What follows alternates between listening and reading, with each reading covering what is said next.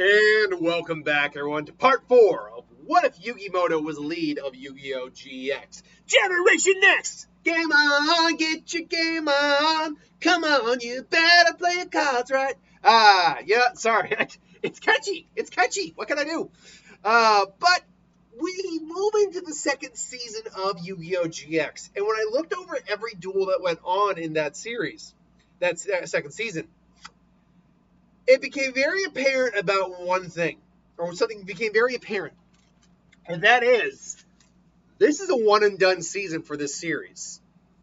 Season 2, when we focus on the relevant duels, and we're focusing particularly on Yugi's relevant duels, or Jaden to Yugi's. I don't consider his first duel with Aster Phoenix relevant, because that's just him with a fake deck, him just testing out Jaden, whatever. There is the true relevant duel is Aster versus Jaden, or Aster versus Yugi. Assuming that Yugi loses this duel, the second duel that would be the other relevant one. Then there'd be the tag duel with Aster, and then there's the duel with Sartorius. And we're focusing solely on Jaden here and what his relevant duels in the second season are. That's it. A lot of the side characters actually get a lot more to do than Jaden does for a while, because Jaden's actually MIA for a little bit. He's in space, technically.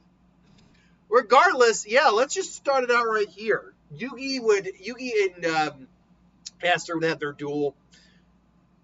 The Pharaoh would feel off about Aster. Like, there's something about Aster that doesn't really gel with him. But in that first duel, it's whatever. It's the second duel they get Yugi. There's something off. There's something strange about Aster. Be careful. What do you mean strange? It seems like there's a powerful force backing him behind him. I don't know exactly what it is, but it's not something. It's something we have to be wary of. And so the duel begins. Now, should know, he can't challenge him on the same grounds he challenged Jaden, like he's a poser, because he doesn't use elemental heroes. So he has to call him out as some sort of faker, or maybe he's just calling out his credibility, or whatever. He's doing something to kind of call out Yugi, and Yugi's like, "What's your game, Aster?"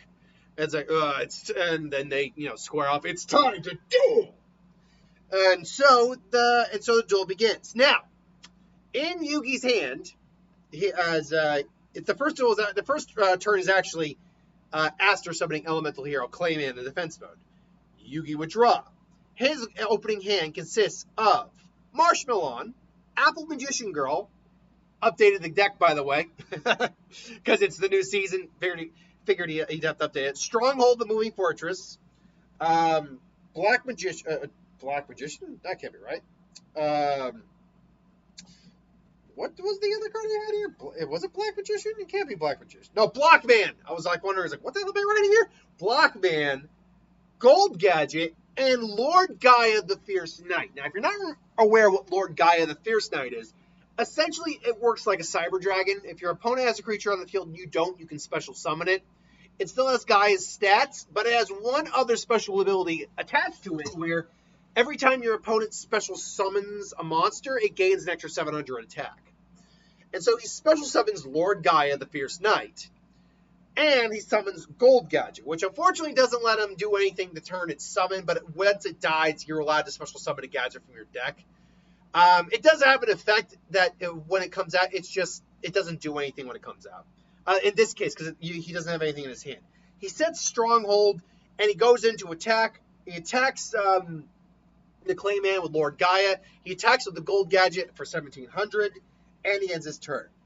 Now it's Aster's turn again. He draws. Aster fusion summons his Percentrix with his Avion to summon out Phoenix Enforcer. This is basically the indestructible counterpart of Wingman. It can't be destroyed in battle. Now, because of that, Gaia's attack goes up, so he can't attack Gaia. But he doesn't plan to attack Gaia anyway. He instead attacks Gold Gadget.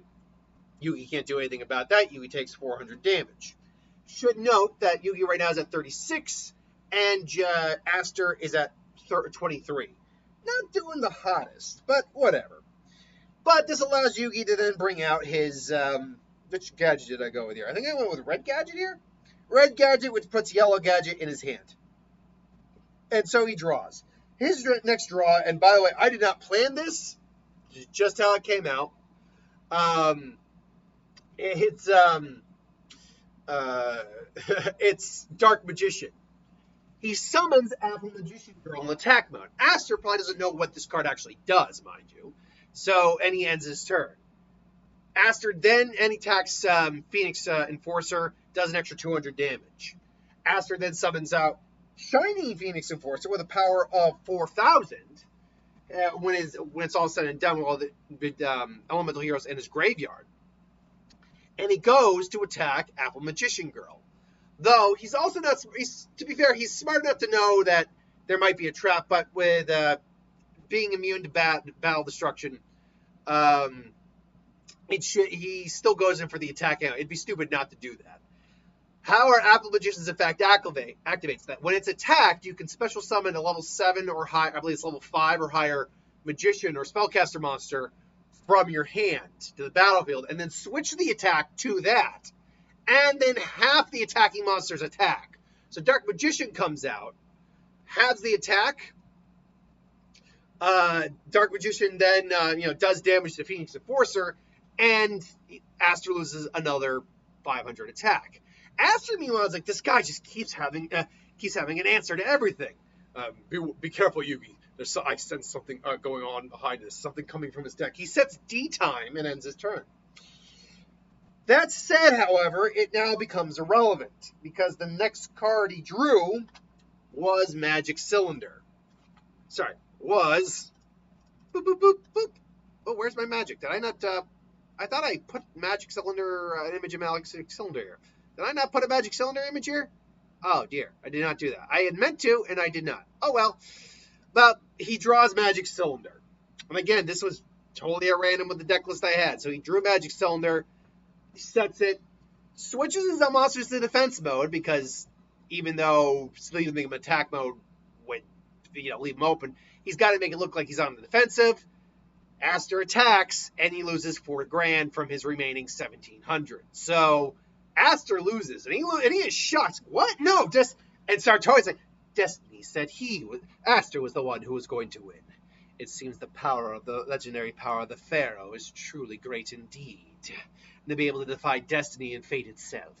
So be it, Pharaoh. And so a lot of the normal shenanigans would happen. Meanwhile, Yugi is trying to, help against the Society of Light. I could see that every time he defeats a Society of Light member, he is able to free them before they're able to be completely taken over. At least the weaker one, at least someone like Alexis anyway. That would be the only other relevant duel, by the way, would have been Alexis. I should have focused on the Alexis duel.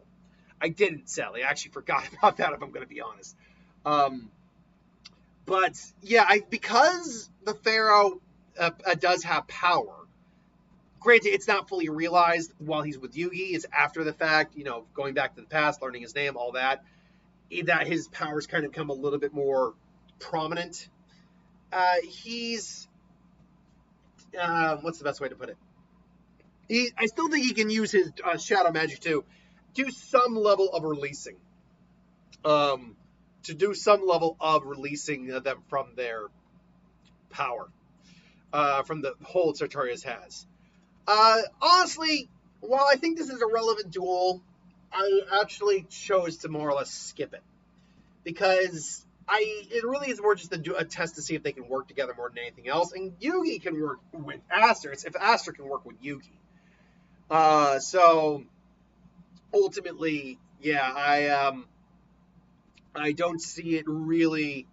I don't see really playing that big a factor in the long run.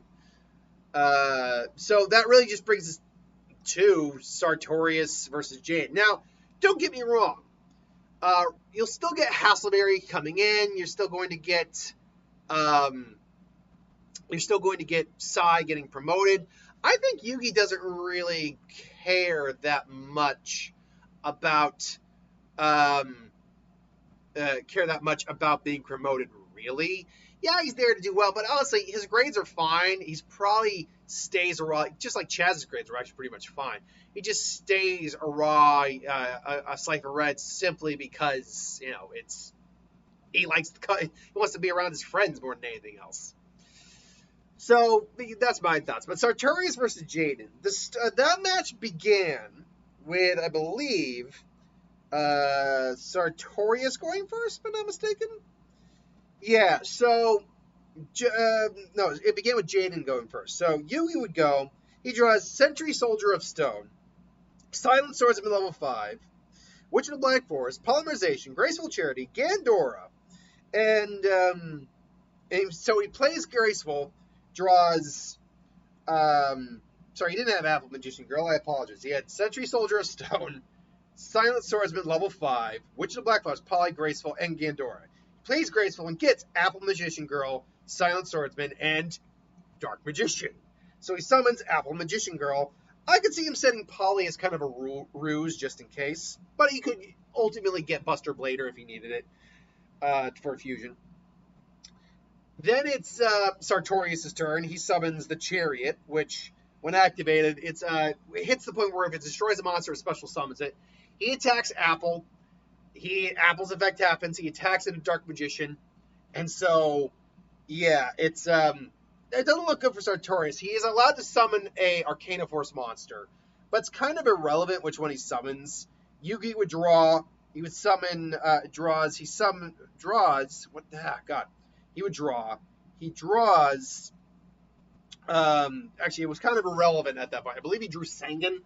He would most likely summon Witch, attack the monster with Dark Magician, and attack with Witch.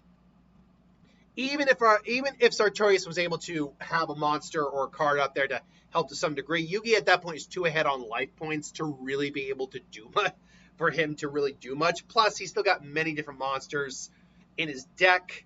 He would more likely end the duel with Gandora to remove all the cards from play and ultimately take the day. The Power of the Pharaoh versus the Light of Destruction. I think the Pharaoh probably wins that, even though the Light of Destruction is a cosmic force.